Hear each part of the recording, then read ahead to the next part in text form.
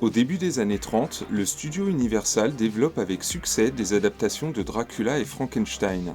Cherchant à ajouter un nouveau monstre à un bestiaire qui ne fera que s'enrichir, Universal jette son dévolu sur le livre L'Homme Invisible de H.G. Wells. Le studio confie le projet à James Whale, déjà réalisateur de Frankenstein, persuadé qu'il livrera un produit de bonne facture aux images saisissantes. Adapter L'Homme Invisible est un défi technique. Film à effets spéciaux, les techniciens de l'époque vont rivaliser de trouvailles pour le rendre incroyable. Si les effets ne fonctionnent pas à l'écran, c'est tout le film qui s'écroule. It's relatively easy to film an invisible man when he has no clothes on. But when he has some clothes on, but only some, this presents a significant challenge. Any portion of the actor that was to disappear was covered in black velvet, then photographed against a black velvet backdrop. When combined with a separate shot of the normal set, the illusion of invisibility was startling. Fulton said that the most difficult shot in the whole film was one in which the invisible man is seated in front of a mirror, looking at himself, his own reflection, as he unwraps the bandages off his head. This required the filming of 4 separate pieces of film, and later combining them together, because you needed to film the back of the invisible man as he is unwrapping it. You needed to film the room that he's seated in, where he does this. Then for the reflection part, you needed to film the wall that is in the reflection, and separately, you needed to film the front of the invisible man as he unwraps himself. He said that was the most difficult shot he'd ever done. To create the invisible man's ghostly footprints, foot-shaped blocks of wood were dropped out of a specially constructed platform covered with artificial snow. Il est aussi un bel exemple de dramaturgie. Le personnage principal est ici un scientifique condamné à l'invisibilité après l'absorption d'un sérum conçu par ses soins. James Whale respecte le récit de l'auteur à décrire le côté vulnérable de son héros, cherchant en vain à retrouver son état d'origine. Trahi par la faim, le froid, mais aussi par son entourage lâche, cupide ou tout simplement terrorisé, il va sombrer dans la folie, rêvant d'asservir le monde et de puiser dans les réserves d'or en toute impunité, ou comment noircir le personnage pour mieux préparer le spectateur à sa chute. Vous voulez vraiment savoir qui je suis, n'est-ce pas? Vous n'y tenez plus. Eh bien, vous avez gagné. Je vais vous montrer. Voilà déjà un petit cadeau pour vous. Et ça n'est pas fini. En voici un autre. Je vais vous montrer, moi, qui je suis et ce que je suis. Regardez, il est totalement décomposé. Qu'est-ce que vous en dites?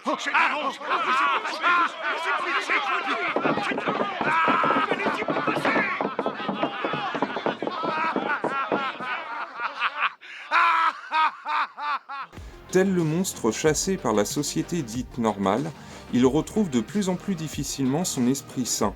Condamné par la folie, il provoque ainsi quelques meurtres, fait dérailler un train et trouve sous les balles des policiers à la fois son châtiment et sa rédemption.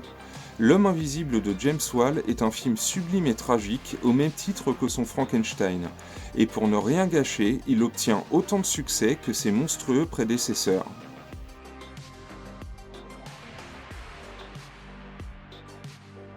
Universal adore la loi des séries, et tout comme Frankenstein, L'Homme Invisible revient en 1940 sous le titre assez pertinent du retour de l'Homme Invisible. Un début d'exploitation du personnage qui amènera d'autres films et déviantes, mais la technique utilisée concernant les effets spéciaux reste, elle, la même. Si le film n'est pas inintéressant avec son nouveau personnage principal, il ne fait qu'effleurer l'incroyable qualité de son modèle. Un an plus tard, en 1941, c'est La Femme Invisible qui fait son apparition, tentant d'aborder le problème d'un point de vue féminin. La qualité du film reste appréciable, mais le refus de James Whale de participer à un autre épisode de la franchise se fait cruellement sentir. Universal fait même participer l'Homme Invisible à l'effort de guerre dans le bien nommé L'Homme Invisible contre la Gestapo, sorti en 1942. En mode espion, l'Homme Invisible profite ici de son état transparent pour voler une liste d'agents ennemis présents sur le sol américain.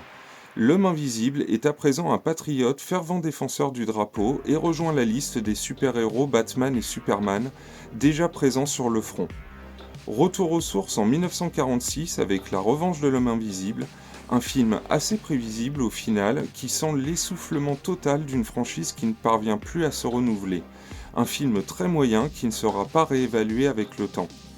La Universal tente un dernier coup de poker avec le personnage en le confrontant en 1951 à ses deux comiques maisons, les stars Abbott et Costello. Le film, Denigo contre l'Homme Invisible, bien que réussi dans sa volonté de faire rire ses spectateurs avec des gags bien lourds, sera le dernier film de cette période exploitant l'Homme Invisible. Au niveau du box-office, il ne renouvelle pas le succès de la précédente comédie du duo, Denigo contre Frankenstein, et la Universal décide de mettre l'Homme Invisible au placard.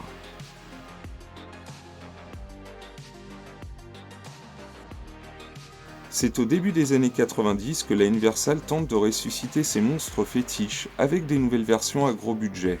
Entre 1992 et 1994, le public retrouvera avec plaisir un Dracula confié aux bons soins de Francis Ford Coppola, un Frankenstein réalisé et interprété par Kenneth Branagh, ainsi qu'une version actualisée du mythe du loup-garou avec le très bon Wolf. Je m'appelle Nick Holloway.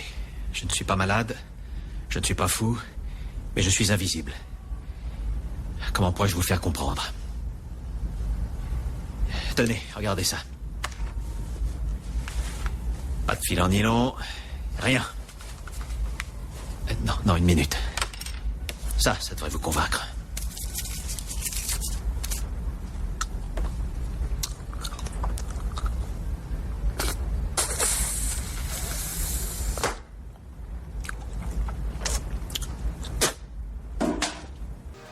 Pour les aventures d'un homme invisible, on confie la tâche à John Carpenter, un des maîtres du cinéma fantastique, qui doit travailler avec une équipe d'effets spéciaux numériques, et pas n'importe laquelle puisqu'il s'agit d'ILM qui a fait, entre autres, ceux des films Star Wars.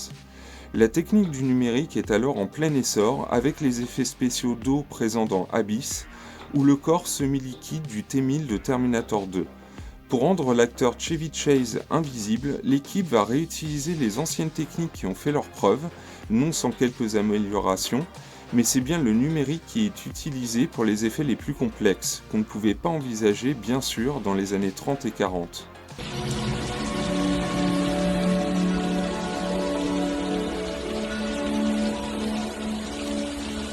Alice, comment se fait-il que tu me regardes dans les yeux? Faut pas qu'on reste sous la pluie.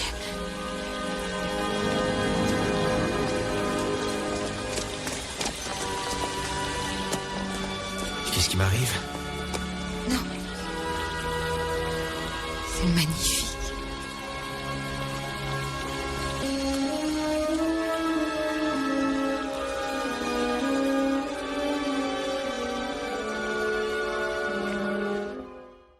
Les aventures d'un homme invisible regorgent de petits instants réjouissants pour un film plutôt orienté comédie, car cette fois, l'homme invisible n'est pas un scientifique mais une victime lambda qui doit échapper au gouvernement.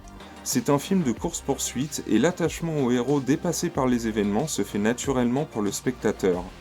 Pour un John Carpenter peu habitué à travailler avec les grands studios, il ne fera pas film avec le plus grand des plaisirs, mais se dira satisfait d'avoir pu travailler sur un film avec autant d'effets numériques. Dommage, le public ne se déplacera pas en masse pour cette nouvelle aventure. La faute à un acteur principal qui, à ce moment-là, entamait une chute de carrière dont il ne se relèvera jamais. Mais pas que. Son ton volontairement léger, a peut-être joué contre lui à l'époque, le public souhaitant a priori revoir un homme invisible malfaisant à l'écran.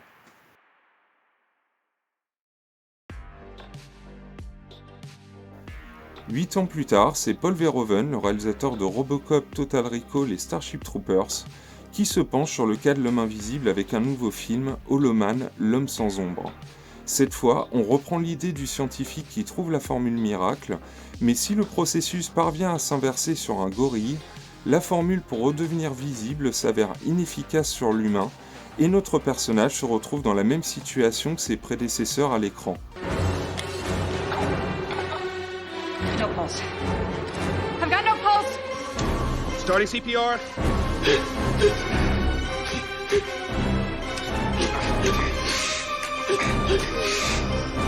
Don't you die on me. Don't you f***ing die on me, Sebastian. Getting a pulse. Sebastian, you hear me? I think he's going into shock.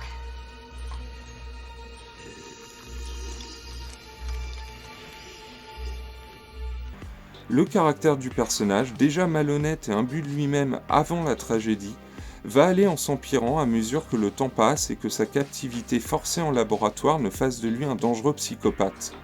Usant de ses pouvoirs pour arriver à ses fins, assassin de son entourage proche, il devient clairement le méchant du film et la dernière partie vire au film d'horreur où tous les coups sont permis. Innovant sur le fond, Holoman l'est aussi beaucoup sur la forme.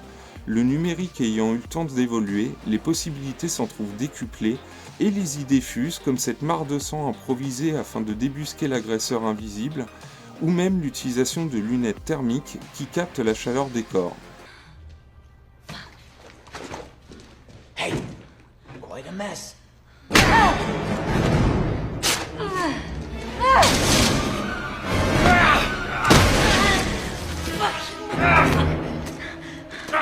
Oh, get up! We had so much fun the last time. No, please don't! Please, please! Sweet dreams.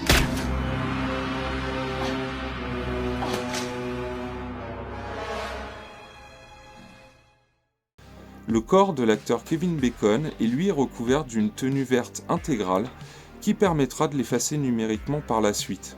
Les capteurs posés sur le visage permettent par la suite de le remodeler informatiquement dans des environnements précis, comme de l'eau ou de la vapeur, avec pour effet de le rendre toujours reconnaissable. Une prouesse technique pour l'époque, et des choix plus qu'audacieux de Verhoeven qui achèveront de faire de Holoman l'un des meilleurs films sur le sujet de l'invisibilité depuis l'original de 1933. Universal est ravi, le film est un grand succès, alors que le choix de faire de son héros le grand méchant était, au début des années 2000, un choix particulièrement osé.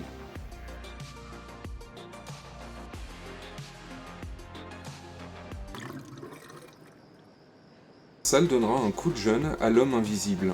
Déjà en confiant le projet à Blumhouse, société de production spécialiste de l'horreur, déjà derrière les films Paranormal Activity et Insidious.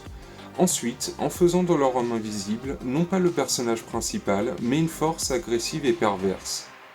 C'est une héroïne que nous suivons, persuadée d'être la victime d'une force invisible qui serait pour elle, son ex-compagnon violent qui continuerait ses méfaits. Très moderne dans sa mise en forme, Invisible Man renouvelle considérablement la saga, en ne dévoilant qu'en de rares instants notre homme invisible, qui n'est d'ailleurs pas un scientifique, mais un homme revêtu d'une combinaison spéciale basée sur le modèle des caméléons.